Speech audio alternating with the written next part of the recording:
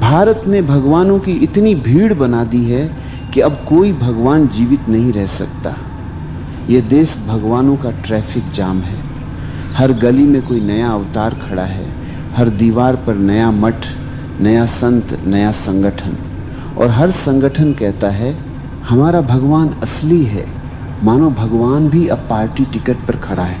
कभी कभी मुझे लगता है अगर भगवान सचमुच लौट आए तो सबसे पहले भारत छोड़ देंगे, क्योंकि यहाँ लोग उनसे प्रेम नहीं करेंगे। हमारे पार्टी बीजेपी और आर्धान, यहाँ लोग उनकी फोटो बेचेंगे। यहाँ भक्त नहीं होंगे, ग्राहक होंगे। यहाँ आरती नहीं होगी, आयोजन होगा। यहाँ ध्यान नहीं होगा, फंडिंग होगी। भारत ने भगवान को कभी समझा नहीं। हमने पूजा की क्योंकि पूजा आसान है, उसमें कोई जिम्मेदारी नहीं होती, कोई खतरा नहीं होता। तुम पूजा करके वही रह सकते हो जो तुम हो, पर समझने के लिए बदलना पड़ता है, मिटना पड़ता है, जागना पड़ता है। और भारत सोना चाहता है मखमली धार्मिक चादर ओढ़कर।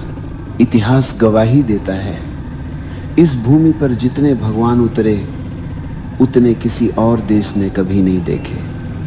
हर सदी में कोई न कोई सत्य का दीपक जलाने आया, और हर सदी में हमने उस दीपक को बुझाने की पूरी कोशिश की। जब वह जीवित था हमने उसे झूठा कहा, और जब वह चला गया हमने उसकी मूर्ति बना दी। हम जीवित सत्य को सह नहीं सकते, हम मृत मूर्तियों से प्रेम करते हैं, क्योंकि जीवित सत्य तुम्हें बदल देता है और मूर्ति तुम्हें वैसा ही रहने देती है जैसे तुम हो। हमारा धर्म अब साधना नहीं, सुविधा है।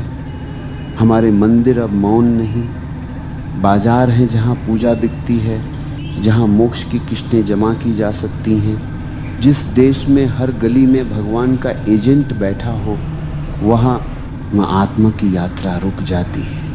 हमने सत्य को व्यवस्थित कर दिया है। धर्म अब एक संस्था है जिसमें प्रवेश तो है पर जागरण नहीं, जहाँ लाउड स्पीकर है पर मौन नहीं, जहाँ आरती है पर आस्था नहीं, जहाँ व्रत है पर विवेक नहीं। जिस देश में सत्य को शास्त्र में बदल दिया गया, वहाँ सत्य अब केवल पाठ्यक्रम बन गया है। लोग ग्रंथ याद करते हैं पर सत्य को जीते नहीं।